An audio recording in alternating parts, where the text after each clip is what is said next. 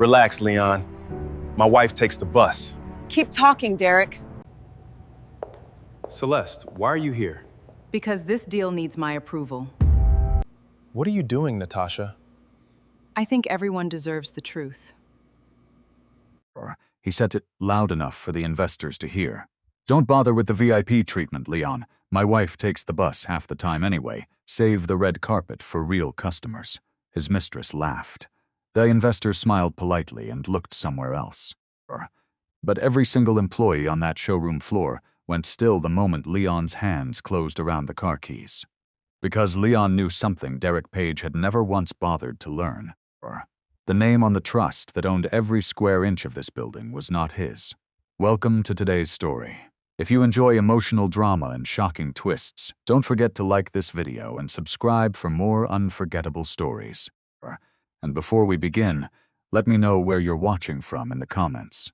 To understand why Derek Page said what he said that evening, you have to understand what he believed about himself, and what he had never thought to ask about his wife.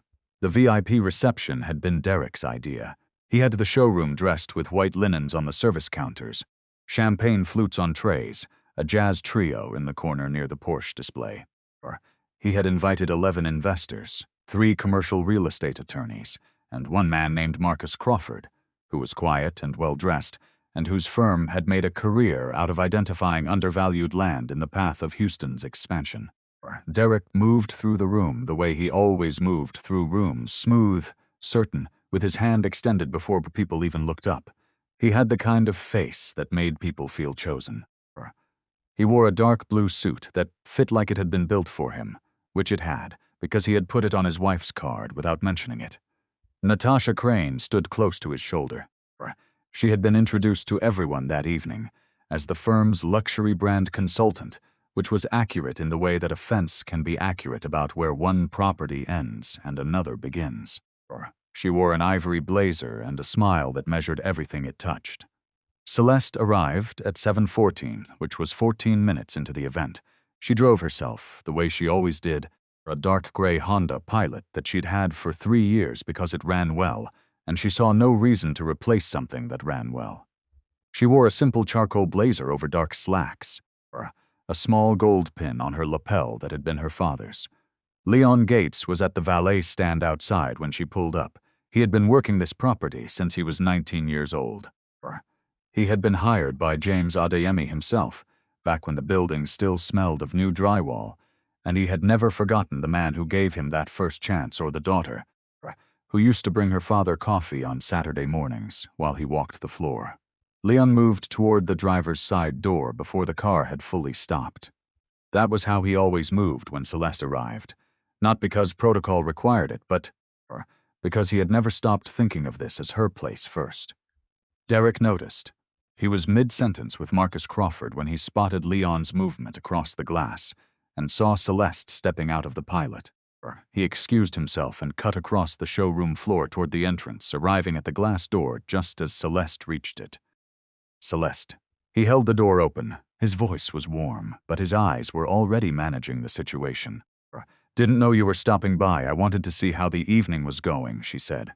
He walked her 2 steps inside and lowered his voice. It's a business event, investors. He smiled. You don't have to stay. She looked past him at Leon, who was still holding her keys with both hands. Don't bother with the VIP treatment, Leon, Derek said, turning slightly. He said it easy, like a joke, with Natasha now drifting near enough to hear. My wife takes the bus half the time anyway. Save the red carpet for the real customers.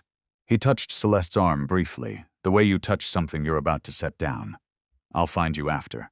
He turned back toward Marcus Crawford. Celeste did not move for a moment. She stood just inside the door of Adeyemi Premier Auto, whose floor plan she had approved, whose vendor accounts she had signed, whose trust documents bore her name and no one else's. And she listened to the jazz trio play something low and bright in the corner. Leon was looking at the floor. She walked to him and held out her hand for the keys. He gave them to her, and when she folded her fingers around the fob, he looked up and said nothing. He didn't need to. His expression had the quality of a man who had been holding something in for a very long time, and was grateful that the moment had not yet arrived. She went inside, not to Derek, not to the investors. She walked toward the back hallway, the one that ran behind the service offices, and on her way she passed the glass-walled conference room. Through the glass, she saw it on the conference table, a printed document, 12 pages, with a cover sheet stamped in red, a timeline. At the top, a line she could read from the hall. Property, Adeyemi Premier Auto, 4400 Richmond Ave, Houston TX. Projected closing date, 6 weeks, current date. She stopped. She read it twice to be certain. Then she took out her phone, held it steady, and photographed the document through the glass. She walked back to the lobby, retrieved her keys from the valet stand where Leon had set them, and stepped outside into the Houston evening. In her coat pocket, her fingers found the crystal keychain her father had given her on her 32nd birthday, a small rectangular fob with the dealership logo cut into the glass, catching the parking lot light. She sat in her car for a moment in silence. Then she called her Uncle Henry. James Adeyemi had come to Houston in 1989 with an engineering degree from the University of Lagos. $400 in a money clip, and a conviction so quiet and absolute that most people who met him in those early years simply called it stubbornness. He had rented a quarter-acre lot on the west side of the city, and sold used cars out of it for 3 years before he made enough to lease proper space, and then 3 more years before he moved to Richmond Avenue. He had a saying he repeated, so often that Celeste could still hear it in his voice without trying. The car tells the truth about a man in 30 seconds. Build trust, and they come back. He believed this the way other men believed in weather, not as a philosophy but as a fact he had tested personally and found reliable. By the time Celeste was in her 20s, Adeyemi Premier Auto was the top luxury dealership in Harris County. James kept the operation lean and the standards high. He knew every employee's name, every vendor's terms, and every vehicle's history. He did not believe in delegating what he could verify himself. When Celeste turned 30, James called her into his office on a Saturday morning and set a document on the desk between them. The Adeyemi Family Trust, he explained, was the legal structure that would own the dealership from that point forward. He walked her through it clause by clause, the way he had once walked her through an engine's components, not because he expected her to memorize everything immediately, but because he believed a person ought to understand the thing that belonged to them. The trust is safer than a deed, he told her, harder to lose than a title. He tapped the signature line. You are the trustee, Celeste, not when I'm gone now. This is yours while I'm still standing here to tell you so. On her 32nd birthday, he gave her the crystal keychain, a small rectangular fob with the dealership logo cut into the glass. Keep this, he said, not because it opens anything specific, because it reminds you. He never put her name on the public-facing business.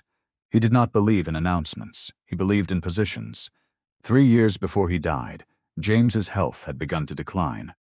A series of small cardiovascular events that the cardiologist called warning signs and James called inefficiencies. He appointed Derek Page as general manager. Derek had been with the dealership for 2 years by then, and James had admired his ability on the floor. He could read a customer in minutes, match inventory to desire with an ease that looked like intuition, and close a sale without ever appearing to try. James liked him. He thought Derek was capable, and he thought Celeste, who preferred the back of operations to the front, could use someone with those specific skills in that specific role. He wrote the general manager agreement carefully.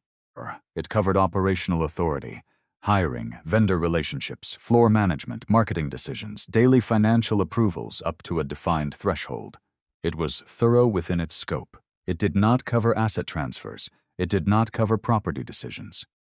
It did not, by a single word, intersect with the Adeyemi Family Trust. James never told Derek about the trust. He saw no reason to. Derek's role was operational. The trust was structural. They were different categories. James died of a stroke on a Thursday morning in February, 2 years before the VIP reception.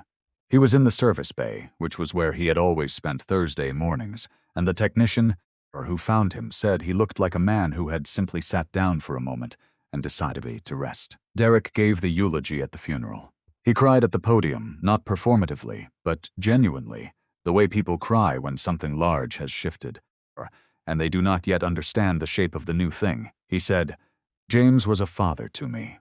Celeste sat in the front row and believed him, because in that moment she did not yet know what believing him would cost. She stepped back from the visible operations after the funeral. She had never liked the front of house, the handshakes, the announcements, the performance of authority. She preferred the accounts, the vendor meetings held over email, the decisions that got made quietly, and took effect without fanfare.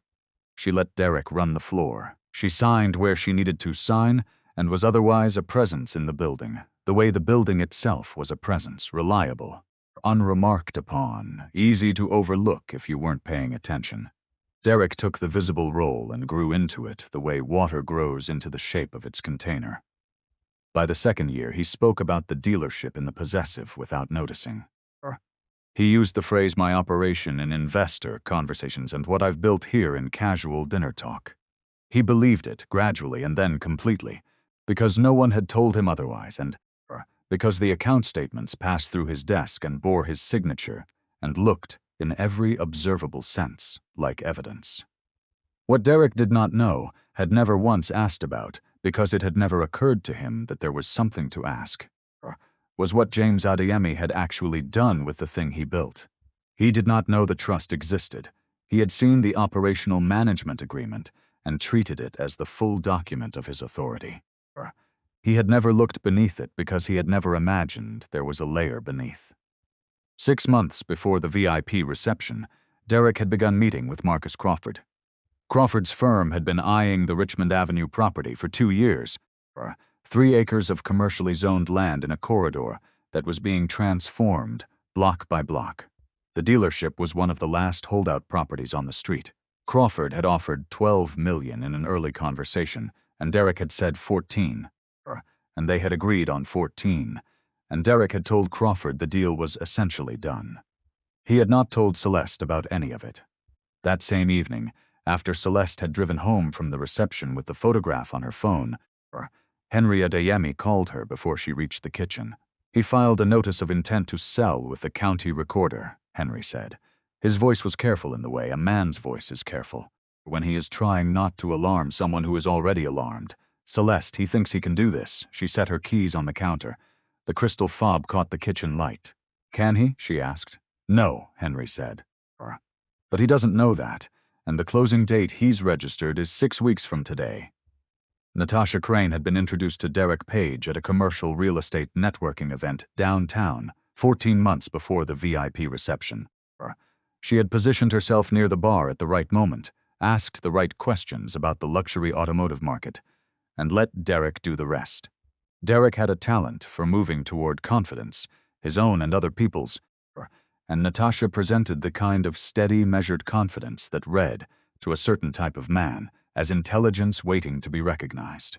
By the time Derek offered her a brand consulting retainer 3 months later, she had already told her uncle Marcus Crawford that the arrangement was in place. Her agreement with Crawford was simple: help facilitate the sale of the Richmond Avenue property, receive a finder's fee of 10% of the agreed purchase price, paid after closing, through an LLC they had set up together, and maintain the consulting role at the dealership until the transaction closed. The brand consulting work was real enough to document. The invoices were genuine. The hours were logged. The work was simply not the primary reason she was there. On the Wednesday evening of the week following the VIP reception, Derek met Natasha at a hotel bar in the Galleria district. He ordered for both of them without asking and told her the reception had gone well. Crawford's people seemed engaged, he said. I think we move this to contract by end of next week. Marcus wants it wrapped before Q4, Natasha said. She kept her voice even, but she was measuring his energy. That means contract signed within 2 weeks, closing in 6. That's the timeline I gave him. Derek. She set down her glass. How much does Celeste understand about the dealership's financial structure? He waved a hand. She visits sometimes. Looks at the showroom. She's not a numbers person. She came to the reception last night. I know. She left early. She was in the building for 40 minutes. Did she go to the back hallway? He looked at her. I don't know. Why? Because the conference room was unlocked, and the sale timeline was on the table. She said it quietly, without accusation, watching his face. If she saw it, she wouldn't know what to do with it, Derek said.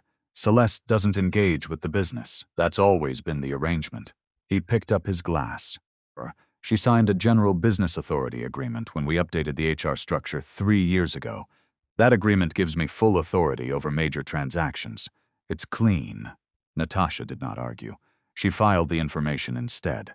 That was what she did. She filed things. What Derek did not know, and what Natasha had been careful not to mention, was that she had co-signed his personal loan as guarantor. $380,000 extended by a private lender against Derek's personal income projections, and a verbal assurance from Derek that the dealership sale would clear the balance within the year. She was not purely a facilitator in this transaction. She was financially exposed. If the sale fell through, the lender would come for Derek first, and then, through the guarantee, for her. This was the pressure that Natasha did not share with Derek. She held it the same way she held everything that made her vulnerable, quietly and close. The following morning, Celeste sat in Henry's law office on the west side of Houston and looked at the Adeyemi Family Trust document for the first time in printed form since the day her father had walked her through it. Henry was 71. He had the kind of stillness that comes from spending decades in rooms where everything said has consequences. He had been James's younger brother and his closest confidant, and he had been the trust's administrator since the day of its creation. He had watched the past 2 years with a patience that was beginning to reach its limit. "Read the controlling clause," he said. "Celeste, read it. No asset of the Adeyemi Family Trust may transfer without the written consent and wet signature of the living trustee, witnessed by the trust administrator."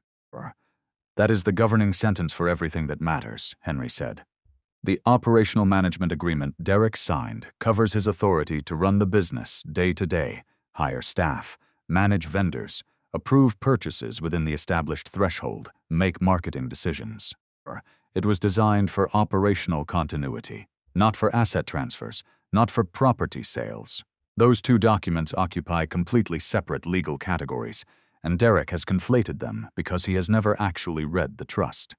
He thinks the business authority agreement covers this sale. He does." Henry folded his hands, "and he is wrong. But he is wrong while the clock is running. The notice of intent to sell is filed. Crawford's attorneys are treating this as a near-closed transaction. If we do nothing, the assumption that he has authority becomes, in practical terms, an operational reality, because no one will challenge it in time." Celeste looked at the date on the filing Henry had obtained from the county recorder, 6 weeks from tomorrow. "I need to know if he has anything else," she said. "Something he's going to pull out at the last moment. That's the right question." Henry leaned forward slightly. "Which means you need to start watching."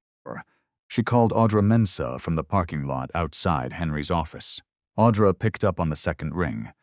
They had been friends since college, had gone through the same accounting program, taken different paths at the end, Celeste into her father's world, and Audra into forensic financial analysis, which turned out to be the kind of specialty that meant federal prosecutors eventually learned to be glad they had her number. "I need you to look at 3 years of vendor account records," Celeste said. "I'll authorize access through the trust. What am I looking for? Anything that shouldn't be there?" There was a brief pause on the line. "How soon?" "Also start this afternoon," Audra said. "And Celeste, when someone asks me to look for anything that shouldn't be there, I usually find it." She did. 4 days later, she called Celeste with results that made the sale timeline feel like the smaller of the two problems. Derek came home on a Tuesday evening with a leather folder and a prepared speech. Celeste was in the kitchen making tea when she heard his car in the driveway. She did not move differently. She finished filling the kettle and set it on the burner, then turned when she heard the door. He was wearing the blue suit, the one that fit well. He set the leather folder on the kitchen counter with the deliberate placement of someone who has chosen his stage carefully. "I've been thinking about this for a while," he said. He had started the speech. "And I think what we need to do, what's fair to both of us, is handle this like the adults we are." He opened the folder. Inside were divorce papers, tabbed at the signature lines. Celeste looked at the folder. She looked at Derek. She did not say anything, which was the response he had not prepared for. He pushed through. "The settlement I'm proposing, $500,000, the house and the accord." I think that's generous, given that the dealership represents years of operational work that I've put in, work that has a real legal value. Your father put me in that role, and what I've grown it into has to count for something in a fair accounting. He was making an argument. He had the tone of a man who has rehearsed in front of a mirror. I know it's not easy to hear, he said, but Marcus needs a final answer on the property by the end of the month. Once that closes, we can have everything done cleanly. New chapter for both of us. He had done it. He had said Marcus's name. He had connected the sale to the divorce in a single sentence, treating both as closed matters. From the living room, Vivian Page's voice. Derek, sweetheart, do you want me to come in? Celeste looked toward the living room doorway. Derek's mother was sitting on the couch with her handbag on her lap, as composed as a woman who has arrived early to a performance she expects to enjoy. You brought your mother, Celeste said. I thought it would be better not to be alone for this conversation, Derek said. For both our sakes. Vivian came into the kitchen. She was 64, dressed carefully in the way of a woman, who believed that presentation was a form of argument. She looked at Celeste with an expression that had been refined over 5 years into something that resembled warmth from a certain angle. You know this isn't personal, darling, Vivian said. She patted Celeste's hand once lightly, the way you pat the hand of someone who has just received news they already knew was coming. Derek has a vision for his future. He's always been ambitious. You've always been more of a quiet presence. She smiled. The world needs quiet presences, too. Celeste looked at her hand where Vivian had touched it. She picked up the divorce papers and read them. She read every page. She did not skim. The terms were what Derek had described. The dealership was listed as non-marital commercial property subject to general manager operational authority, not classified as marital asset. Shai read that sentence 3 times. She set the papers down. I'll have my attorney look at these, she said. Derek blinked. He had expected something different, tears or argument, or the defeated agreement of someone who didn't know she had options. He had not expected procedural calm. Of course, he said, recalibrating. Take whatever time you need. But the month-end deadline on the Crawford property isn't flexible. If you're going to cooperate with the settlement, it needs to be before that closes. He paused. If you don't cooperate, this gets complicated. There it was again, Crawford, the property, the deadline. He had built his entire offer around a transaction Celeste was supposed to not know the details of. I understand, she said. Vivian began to say something else, something soft and reassuring that would have landed like a thumb pressed into a bruise. But Celeste had already picked up her jacket from the back of the chair. I need some air, she said. She walked out of the kitchen and through the front door without raising her voice. She sat in her car in the driveway, the Honda Pilot, the one Derek had called ordinary. She put her hands on the steering wheel and held them there until the slight tremor in her fingers passed. Then she called Henry. He said Crawford's name, she said. He's given him a commitment on the property and he's tied it to the divorce. He's treating them as one transaction. There was a pause on Henry's end. Celeste. I received a letter this afternoon from Crawford Development's attorney. A formal inquiry confirming the sale is in final stages of preparation. They're treating this as essentially closed. Their architectural firm has already submitted preliminary renderings for the condo project to the planning department. She closed her eyes for a moment. How far along is the planning department filing? Far enough that reversing it will require a formal TAL challenge to the sale itself. Henry's voice was measured. We have less time than I thought. Audra needs to finish quickly. And Celeste, I want you to come to the dealership every day this week. Not to confront anyone, just to be present. Watch how things are running. Who is doing what goes in and out of which office. You think there's something else, I think a man. Who would file a notice of intent to sell property that isn't legally his probably did other things that were easier to overlook at the time. Audra is looking at the accounts. You look at the building. He paused. Your father always said, the building tells you. She drove to the dealership the next morning in the Honda Pilot, parked in the back lot, and walked in through the service entrance the way she had done since she was a girl. Leon was already at the valet stand. He saw her and his shoulders dropped slightly, the way they do when someone who has been standing at attention finally has permission to rest. Good morning, Mrs. Page, he said. Good morning, Leon. She stopped beside him. Has anyone been spending time in the back offices, the locked ones? He looked at the pavement, then at her. Miss Crane was back there yesterday afternoon, he said. I don't know how long. He handed her the morning log without being asked. She took it and began to read. Audra Mensah's report was 11 pages and a spreadsheet. She delivered both in Henry's office on Thursday morning, setting them on his conference table with the careful precision of someone who has learned that the documents themselves do the loudest talking. 3 years, she said.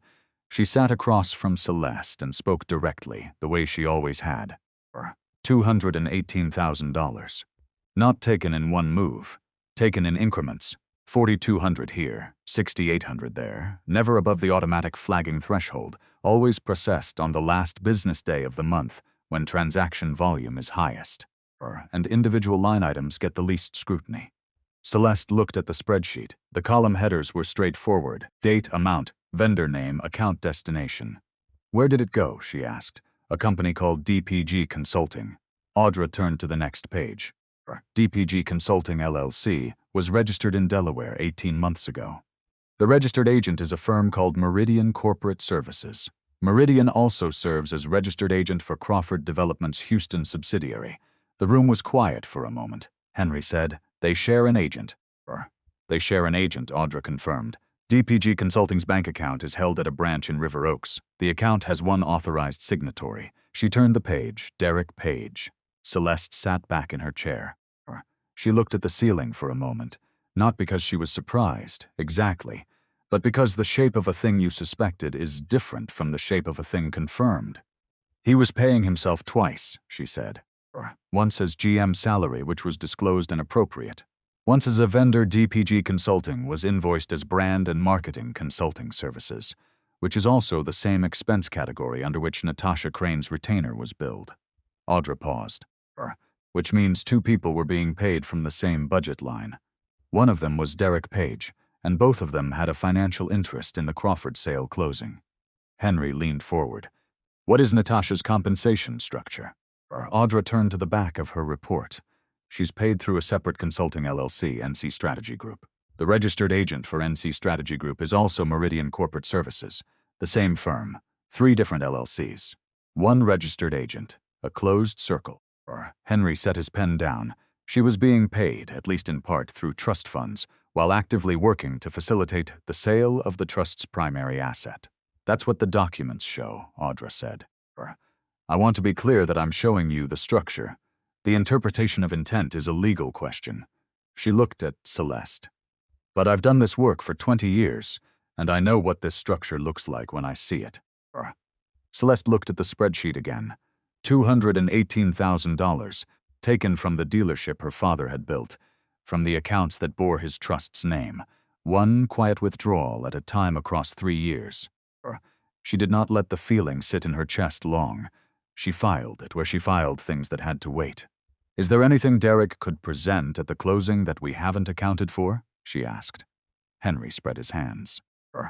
The operational management agreement, which he will argue gives him full transactional authority.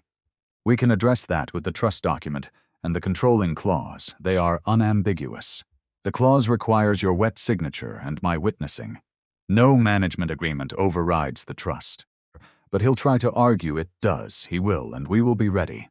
Henry paused. The variable I don't control is whether he has anything else prepared. A side agreement. A power of attorney. Something signed during the years when your father was ill, and the paperwork was moving faster than anyone could read it carefully. He looked at her steadily. I want you to think. Is there anything you signed in the 18 months after your father died that you didn't fully review? She thought. Derek had me sign an updated facilities insurance agreement, a vendor framework renewal, and a general business authority document that he said was a standard HR update. Something to do with signature authority for payroll approvals.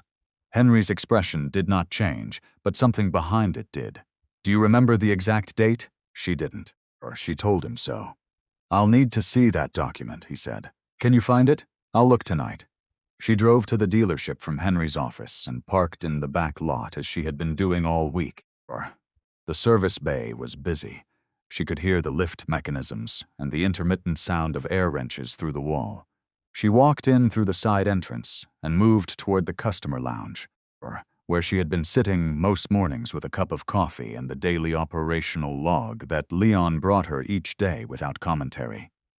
She had been watching. The patterns of the building had become clear to her over the week the way any familiar environment becomes clear, when you finally sit still long enough to observe it instead of moving through it. She noticed that Natasha came in at 9 and left the showroom floor around 11 each morning. She went somewhere in the back of the building. She returned mid-afternoon with a different folder than the one she had carried in. Leon came by the lounge at 10:45.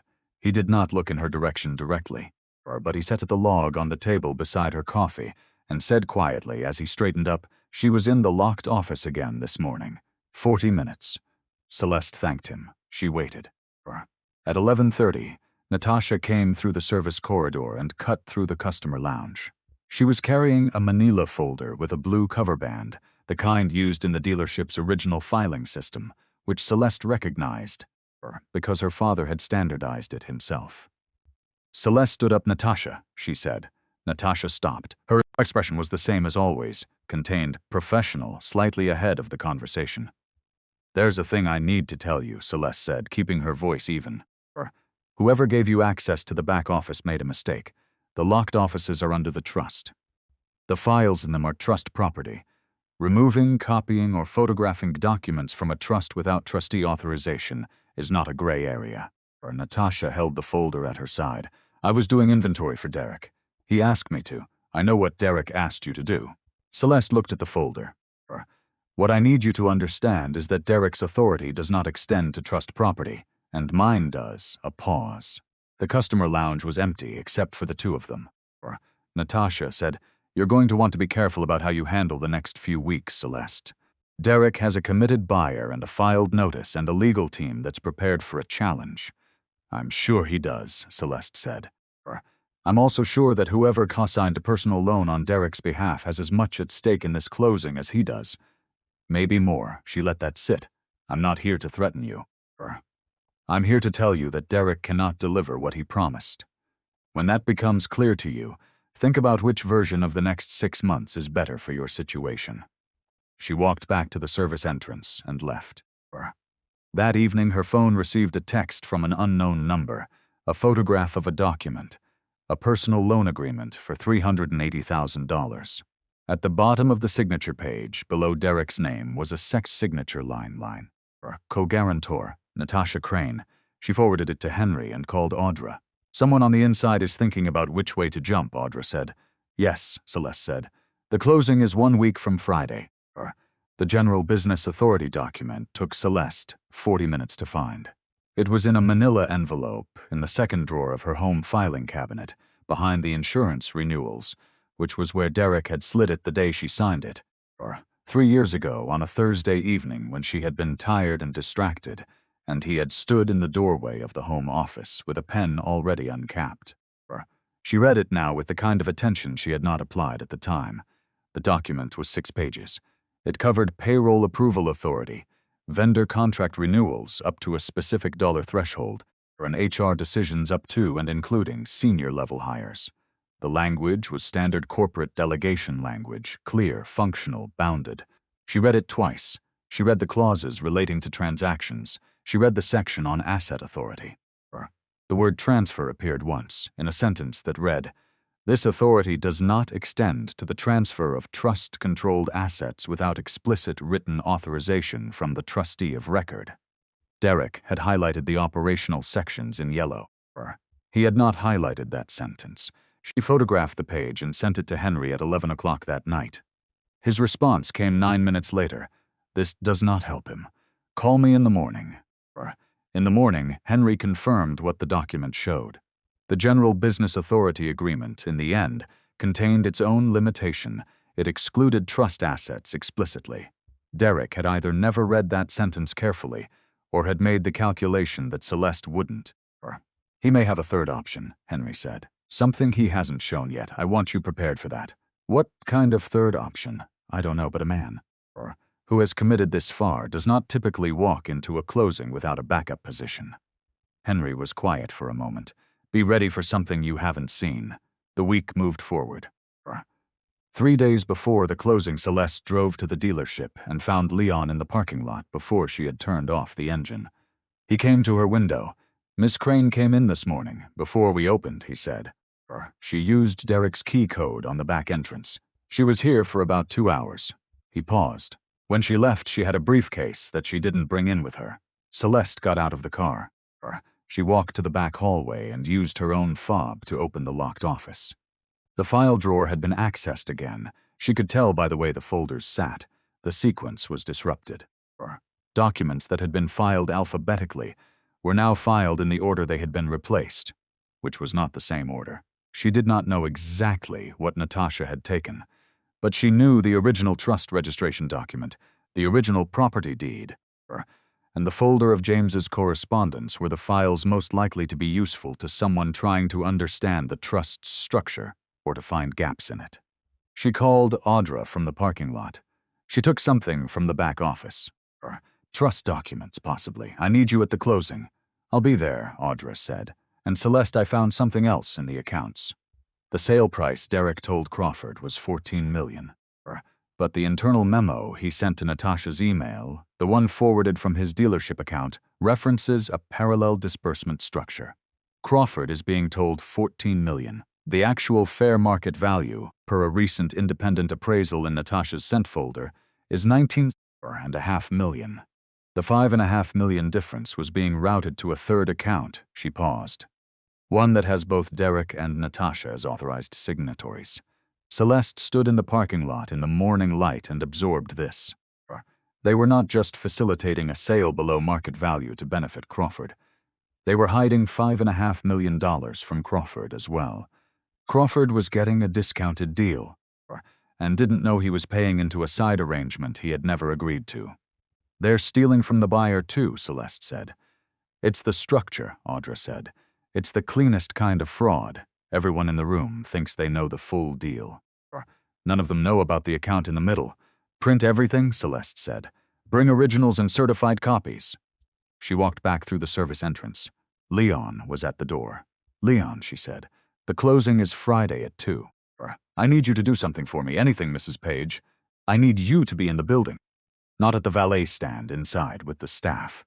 Whatever Derek has planned as a town hall or announcement, be there." He nodded once. He understood the way he always understood, without needing the shape of it explained. She went to Henry's office that afternoon. They spent 2 hours going through every document she had and mapping the exact legal sequence for Friday. Henry walked her through the controlling clause and the order in which she would present it. He would step forward after she read it. Crawford's attorney would need to review the trust and the management agreement simultaneously. Henry had prepared a 1-page comparison that made the limitation clear in plain language. "And if he has something else?" she asked again. "Then we respond to what it actually is," Henry said. "You cannot prepare for the unknown. You can only make sure your own position is unassailable." His position was simple, and it was absolute. The trust controlled the property. The trust required her signature. Her signature was not coming. She drove home that evening with the crystal keychain in her hand, not on the ignition, just in her hand. She had been carrying it more often lately. She did not know when she had started doing that. She thought it might have been the night she found the closing date on the conference room document. She thought it might have been longer ago than that. Her father had given her this building before he gave her his death. He had made sure she had the truth in her possession before he was no longer there to say it out loud. She thought about Derek telling the valet she took the bus. She thought about the room going still. She thought they were all waiting in their different ways for the right moment to say what they knew. Friday was 2 days away. Derek had arranged the closing as a performance.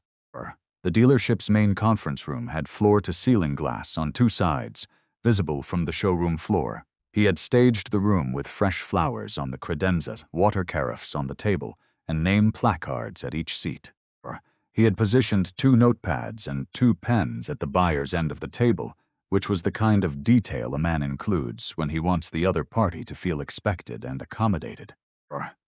He had also called a company-wide town hall for 2 o'clock that afternoon, exciting news about the dealership's future direction, which meant the full staff was assembled in the showroom when Marcus, Crawford, and his attorney arrived at 1:55. The staff stood in loose rows near the display vehicles. Leon was among them. He had positioned himself near the conference room glass. Derek was at the head of the table in a charcoal suit, flanked on his right by Natasha Crane, who had a slim briefcase open in front of her. Crawford sat at the far end with his attorney, a precise man named Gerald Cho, who had been reviewing documents since arriving. Vivian Page was in the back corner of the room, not at the table, positioned as an observer, which Celeste noted when she arrived. Celeste arrived at 2:08. She had parked in the back lot. She had come through the service entrance, which put her inside the building before Derek saw her coming. She walked through the showroom, past the staff, and through the conference room door without hesitation. Derek looked up. His expression was controlled, but something moved behind it, Celeste. He gestured to the chair at the opposite end of the table, the foot facing him. "I didn't know you were joining us, I am," she said. She set her bag down. She removed a document and placed it flat on the table in front of her. A certified copy of the Adeyemi Family Trust, bound in a blue cover with a notary stamp on the first page. "Before anyone signs anything," she said, "I'd like to read something into the record." Derek's jaw tightened. Gerald Cho looked at the document. She read the controlling clause aloud, clearly and slowly. When she finished, she set the document down. Derek said, "That's the trust document. The operational management agreement supersedes it for major business transactions. I have full authority under that agreement." He was confident. He had rehearsed this. "Celeste, you signed that agreement yourself." Henry Adeyemi stepped forward from the staff section of the room. He had been standing against the side wall, which was also near the conference room glass. He had walked in through the same service entrance Celeste had used a few minutes earlier. Several of the staff recognized him. Crawford's attorney looked at him with careful attention. "Good afternoon," Henry said. "My name is Henry Adeyemi. I am the administrator of the Adeyemi Family Trust and the younger brother of James Adeyemi, the trust's founder. I would like to address the claim that the operational management agreement supersedes the trust." He set his own document on the table, a one-page comparison he had prepared that afternoon, showing the scope language of both documents side by side. The operational management agreement covers the day-to-day running of the business, hiring, vendor relationships, marketing decisions, and expenditures within the established threshold. The trust is the governing document for all matters relating to property, assets, and transfers. These are legally distinct categories of authority. The management agreement does not, by its own language, claim to supersede the trust. It does not address trust-controlled assets at all. The relevant section of the management agreement, he said, setting a second page beside the first, explicitly excludes trust-controlled assets from the scope of its authority. Gerald Cho had his copy of the sale agreement open. He turned to a flagged page. He read it. He looked at Crawford. "Derek," said Henry, "with respect, you're not a neutral party here." "No," Henry said. "I'm the trust administrator. I don't need to be neutral. I need to be accurate, and I am." Crawford's attorney said, "Mr. Page, our due diligence process did not identify the Adeyemi Family Trust as a controlling instrument over this property. Can you tell me why?" Derek said, "Because it isn't relevant to an operational sale. The trust controls the title," Cho said, or without looking up from the document. "Title is by definition relevant to a sale." He looked at Crawford. "I'd like a 5-minute recess to review this." Crawford said nothing. He closed his folder. Derek opened a second leather portfolio. He produced a document and slid it down the table to Cho. "I'd like to address the forced buyout provision. Clause 12 of the Operational Management Agreement. It provides that in the event the trustee fails to cooperate with documented legitimate business decisions, the GM may invoke a forced buyout of trust assets at assessed value. I'm invoking that clause." Celeste had read about Clause 12 2 nights ago, after she found it on a rereading of the management agreement she had done carefully. Word by word, after Henry warned her there might be a backup position. She had read the clause twice. She had called Henry that evening, and they had discussed it for 30 minutes. She did not show anything on her face.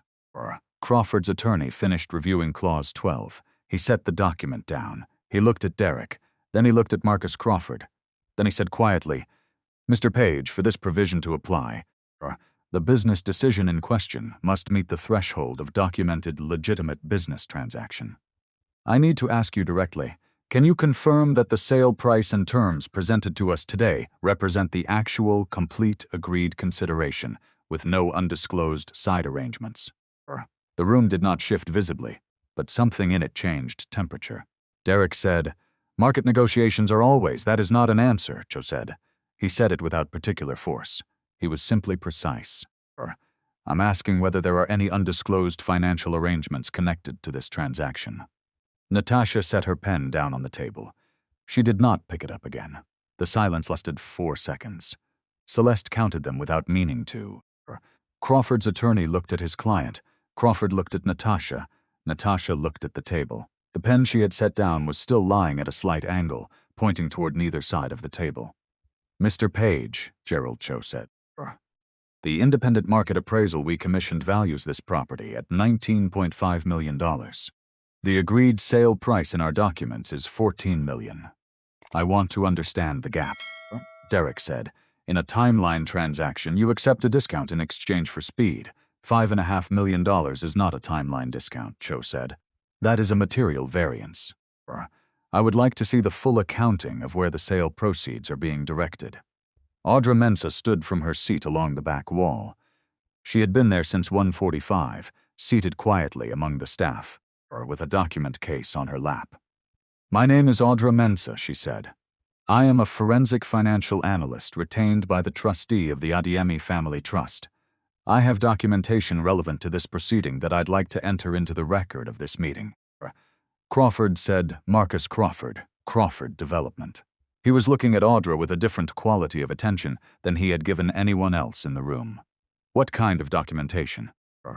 Audra set 3 prepared packets on the table and slid one to Crawford's attorney, one to Henry, and placed the third in front of Celeste. 3 years of dealership vendor account records, organized by payment date, payee, and destination account. A registered agent registry for 2 Shell LLCs connected to parties in this room. A bank account summary for DPG Consulting LLC. She paused.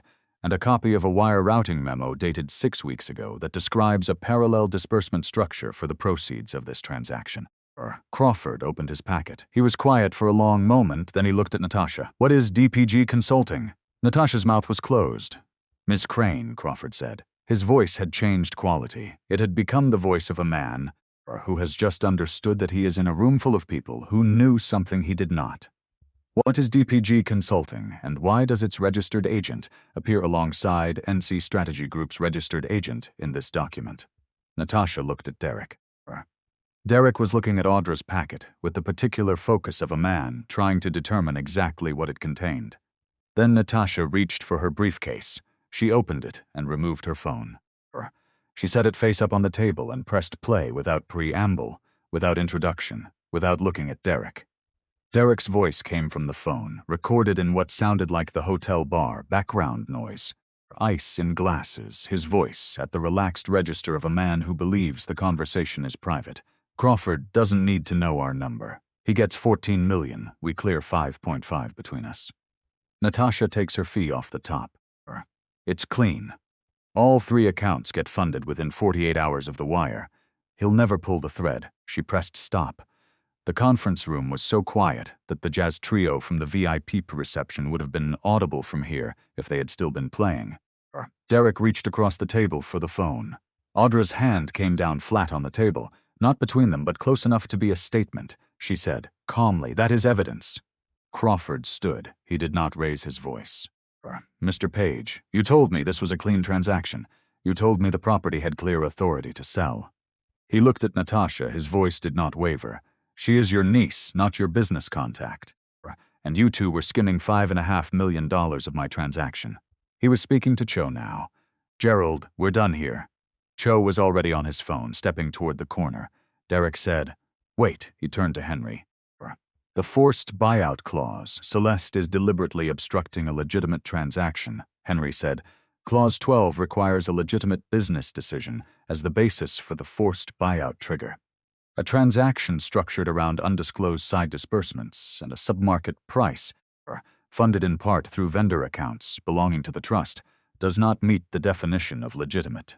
It constitutes a breach of fiduciary duty by the general manager. He paused.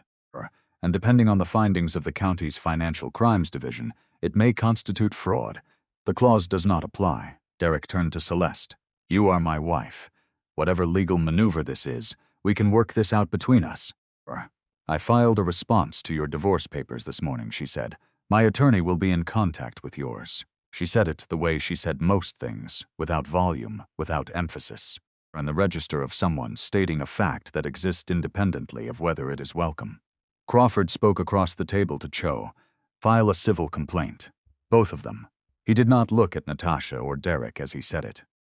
He picked up his portfolio and moved toward the door with the efficiency of a man for whom time is money, and this room had cost him enough of both. Cho, still on the phone, held up one finger as Crawford passed him. He was already speaking to someone at his firm. The staff in the showroom outside had gone very still. Leon was standing nearest the glass. He had watched the whole thing from the far side of the conference room wall without hearing a word. He didn't need to hear the words. He had read the room. Vivian Page, in the back corner, stood up from her chair. She gathered her handbag. She looked at Celeste for a moment with an expression that had lost all of its careful architecture. Then she walked out. Derek was the last person seated at the table. He sat in his charcoal suit with his hands flat on the surface in front of him, looking at the document packets as if one of them might change what they said. He picked up his folder. He stood. He walked out of the conference room and through the showroom floor past the staff who parted without being asked. He went to his office. He was inside for 8 minutes. When he came out, he was carrying a medium-sized cardboard box. He crossed the showroom. Leon held the door. At the threshold, Derek stopped. He turned back. He looked at Celeste, who was still standing in the conference room doorway, and for the first time in the years she had known him, he looked at her without managing the look. You let me believe this was mine, he said.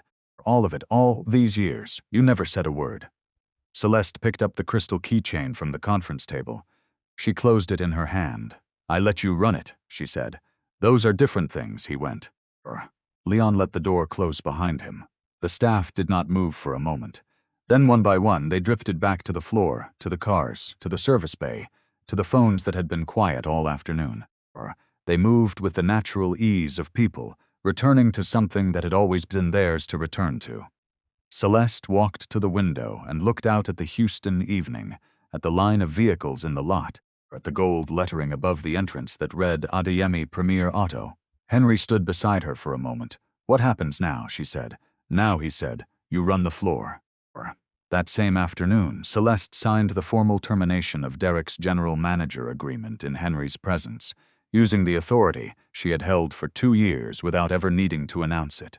The signing took 4 minutes. The document was a single page.